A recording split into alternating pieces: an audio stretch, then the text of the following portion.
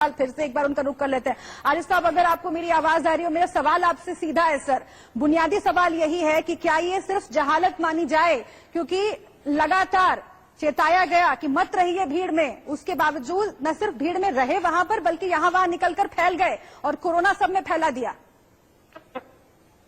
हाँ, बिल्कुल आप सही कह रही हैं। ये केवल ये अपराध जघन्य अपराध है, ये अपराध देश के खिलाफ अपराध है, ये मानवता के खिलाफ अपराध। और ये जाहिल आप उन लोगों को तो कह सकते हैं जिनको ये इकट्ठा करते हैं, लेकिन जो ये लोग ये काम कर रहे हैं वो एक उद्देश्य से कर रहे हैं, उनका मकसद है। वो लोगों को जाहिल रखना चाहते हैं ताकि उनके अंदर चेतना न। ये जाहिल आप उन लोगों को तो कह सकते हैं जिनको ये इकट्ठा करते हैं, लेकिन जो ये लोग ये काम कर रहे हैं वो एक उद्देश्य से कर रहे हैं, उनका मकसद है। वो लोगों को जाहिल रखना चाहते हैं ताकि उनके अंदर चेतना न पैदा हो, ताकि वो उनके बंधुआ मजदूर बने रहें, उनके अंदर अंधविश्वास बना रहे। जो हमारी सबकी आंखें खुली हैं जब मरकज में ये किस्सा हुआ है, लेकिन अगर आप उन सारी स्पीचेस को सुने जो उन्होंने इस गैदरिंग के शुरू होने से लेके और 28 तारीख तक हैं, 27 तारीख तक या 26 तारीख तक जो यूट्यूब पे हैं, उसमें वो सब है जो अभी आप बता रही थी, और उससे भी आगे बढ़ के है। उसमें है कि ये लोग कहते हैं कि तुम मस्जिद में मत जाओ बीमारी के डर से। मैं तुमसे कहता हूं कि तुम मस्जिद छोड़ के मत जाओ, यानी यहीं रुके रहो। और अगर तुम किसी को अपनी आंखों से मरता हुआ देखो तो कह दो कि मरने के लिए सबसे अच्छी जगह यही है। फिर वो कहते हैं कि जो डॉक्टरों की राय है उसको दरकिनार कर दो। सिर्फ उस डॉक्टर की राय मानी जा सकती है जो शब्द हैं वो लंबे चौड़े हैं, मैं आपका समय नहीं खराब करना चाहता, लेकिन जिसमें साफ है कि जो हमारे जैसे हैं उन डॉक्टरों की राय मानो। लेकिन अगर वो डॉक्टर भी ये कहे कि अमाल का मतलब है कि तबलीगी जमात के काम को छोड़ दो, तो उसकी भी राय मत मानो। और एक खास बात यह है, आप गौर कीजिएगा उस भाषणों को सुनते वक्त, कि लगातार पीछे की तरफ से लोगों के खांसने की आवाजें आ रही। तो ये अनजाने में नहीं कर रहे हैं ये काम जी। ये जिस तंत्र की पैदावार है उस तंत्र में मैंने तो आज से 10-12 साल पहले आर्टिकल लिखे हैं जी, कि क्या पढ़ाया जाता है वहां पे, क्या कहा जाता है। हर वो बात की जाती है जो जो ये सारा सब कुछ करते हैं धर्म के नाम पे जी। धर्म में कुरान से बड़ी तो कोई किताब नहीं। बिल्कुल, कुरान तो साफ साफ कहता है अपने आप को हलाकत में मत डालो। कुरान कहता है कि जो चीजों पे गौर व फिक्र करो, देखो, ये उसकी बिल्कुल उलट बताते हैं जी। तो इसलिए ये जानबूझ के करते हैं। इन्होंने जो कुछ भी किया है वो अनजाने में नहीं किया। बहुत महत्वपूर्ण आप बात कह रहे हैं आरिफ साहब कि जो कुछ इन्होंने किया है वो अनजाने में नहीं किया है। और जिस भाषण का, जिस तकरीर का आप जिक्र कर रहे हैं, मैं उस पर वापस आऊंगी, क्योंकि क्या ये एक साजिश का हिस्सा हो सकता है। खुद चले जाते हैं मौलाना और अपने लोगों को वहां पर छोड़ देते हैं इकट्ठे सोशल डिस्टेंसिंग के बिना मरने के लिए। आप मुझे एक बात समझाइएगा आरिफ साहब कि जब ये पूरा मामला सामने आया, मरकज की ओर से दलील भी पेश आई और सफाई दी गई, उसमें एक बहुत प्रॉब्लमेटिक बात की गई कि मुस्लिमों को बदनाम करने की कोशिश हो रही है, टारगेट करने की कोशिश हो रही है। अगर एक संगठन जो धर्म प्रचारक संगठन है उसकी जहालत भरी सोच पर सवाल खड़ा किया जाए, तो आखिर कैसे ये पूरे समुदाय पर सवाल खड़े करने जैसा हो जाता है? क्या ये भी एक स्ट्रैटेजी के तहत सफाई दी जाती है इनकी तरफ से?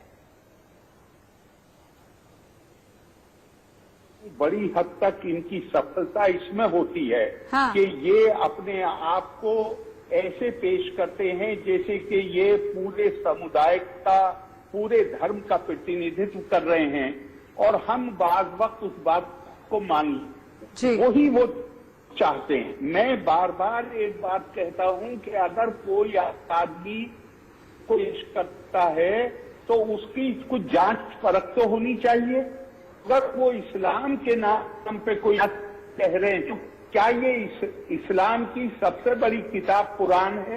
क्या ये उसके मुताबिक? मैं इनके नाम की तरफ आता हूँ। इनका नाम है तबलीगी जमात, यानी इनका ये कहते हैं, इनका काम है कि ये इस्लाम को फैलाने का काम करते हैं। कुरान क्या कहता है? कुरान कहता है बलौ शाअल्लाहु लजअकुम उम्मा, अगर खुदा ने चाहा होता तो सब एक जैसे होते। तो खुदा तो चाहता नहीं कि सब एक जैसे हों। ये कौन है सबको एक जैसा बनाने वाले? कुरान कहता है वलौ शाअल्लाहुम जमिया, अगर तुम्हारा रब सब एक धर्म के मानने वाले होते। अब्बा अंता तुकुन्ना हत्ता यकुनु मोमिनीन, तो क्या तुम लोगों के साथ जबरदस्ती करोगे कि वो माने जो तुम मानते हो? तो ये इनकी कोई जांच पड़ताल नहीं करता। और इनका ये जो दावा करते हैं उसको एक तरह से ये मान लिया जाता है जैसे कि ये बिल्कुल इस्लाम की गलत व्याख्या ये करते हैं और लोगों तक इस तरीके से खुद को रखते हैं कि वो जो कह रहे हैं वही सच है। आरिफ साहब, आप बिल्कुल वाजिब बात कह रहे हैं। एक और बात मैं आपसे समझना चाहती हूँ। आपसे बात करने का मौका बहुत कम मिलता है, इसलिए मैं चाहती हूँ कि इस चीज को आप देश के सामने रखें। इस्लाम की गलत व्याख्या जो है उसकी बात तो आप कर रहे हैं, सेक्युलरिज्म की गलत व्याख्या भी आजकल होती है सर।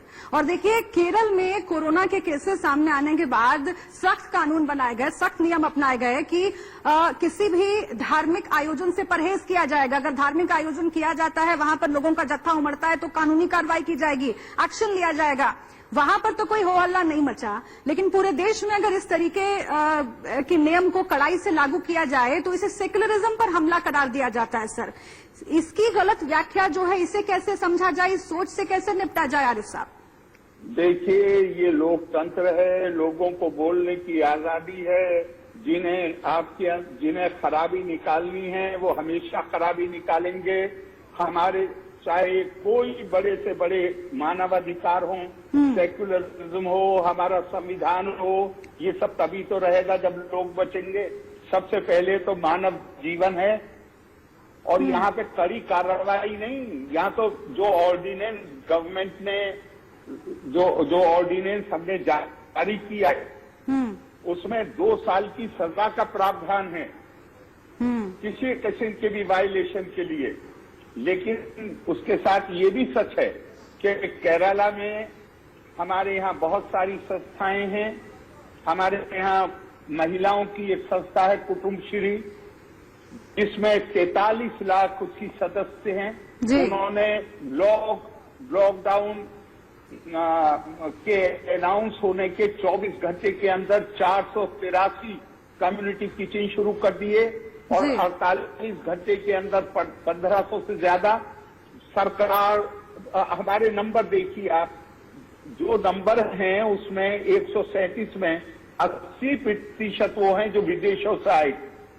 आप बिल्कुल सही बात फरमा रहे हैं सर, लेकिन मेरा सवाल यह है कि देशव्यापी तौर पर अगर इसे देखा जाए तो इसे लागू करते वक्त बहुत मुश्किलात पेश आती है। लोग जो हैं इसे सीधे सीधे प्रहार कहते हैं सेक्युलरिज्म पर, धर्मनिरपेक्षता पर। उन लोगों को आपका क्या संदेश रहेगा? क्योंकि देखिए तो जी मैं संदेश दूंगा, उनको नहीं समझाया जा सकता। हाँ। लेकिन जिनके ऊपर जिम्मेदारी है उनको इस वक्त मानवता की, मानव जीवन की परवाह करनी है। ये जो अनफेयर क्रिटिसिज्म वाले लोग हैं, गलत तरीके से चीजों को देखते हैं, उसकी चिंता करने की जरूरत नहीं है। हमारे लिए सबसे ऊपर जो चीज है वो ये है, हम अपने नागरिकों की जान की रक्षा कैसे करें। और आपने शायद कल कहा हो, वुहान के एक बड़े डॉक्टर का इंटरव्यू था, उनसे जब ये पूछा गया कि आपने कैसे इस पर काबू पाया, तो उन्होंने कहा कि इसमें कोई जादू नहीं है। हमें ये मानना चाहिए कि ना हमारे पास वैक्सीन है, ना हमारे पास मेडिसिन है, ना हमारे पास डेटा है। इनको काबू पाने का केवल और केवल एक तरीका है, ब्रेक दी चेन। बिल्कुल, चेन को ब्रेक कर दो और आरिफ साहब, लेकिन एक और टिप्पणी मैं आपकी चाहती हूँ सर, वक्त हमारे पास जरा सा कम है। एक और टिप्पणी आपसे चाहती हूँ, इस साजिश को समझना कितना जरूरी है। जिस मौलाना साद की हम बात कर रहे हैं, वो तो वहां से चले गए तकरीर देकर। तकरीर में उन्होंने कहा कि मस्जिदों में रहिए, अगर भीड़ में आपकी मौत भी हो जाए तो इससे बेहतर और कुछ नहीं हो सकता। वो वहां से चले गए अपने लोगों को मरने के लिए छोड़कर। ये जो साजिश है, इसको समझना कितना जरूरी है आज की तारीख में आरिफ साहब? ये हम लोगों को समझना बहुत जरूरी है और इससे ये पता चल जाता है कि इनकी जो गीदड़ भक्त होती, ये जो धमकियां देते हैं, उसकी कोटा नहीं होती।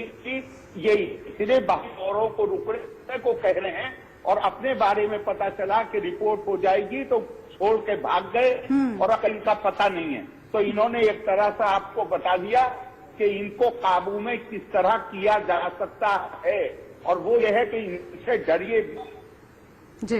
इनके अगर ये कानून तोड़ते हैं तो इनके खिलाफ कार्रवाई कर। ठीक है आरिफ साहब, बहुत शुक्रिया आपका ये बातें हमें समझाने के लिए और दर्शकों को समझाने के लिए। शुक्रिया आपका हमसे बातचीत करने के लिए सर। एक छोटे से ब्रेक के लिए हम यहाँ पर रुकते हैं। तमाम खबरें जारी हैं इंडिया न्यूज पर, आप कहीं मत जाइए।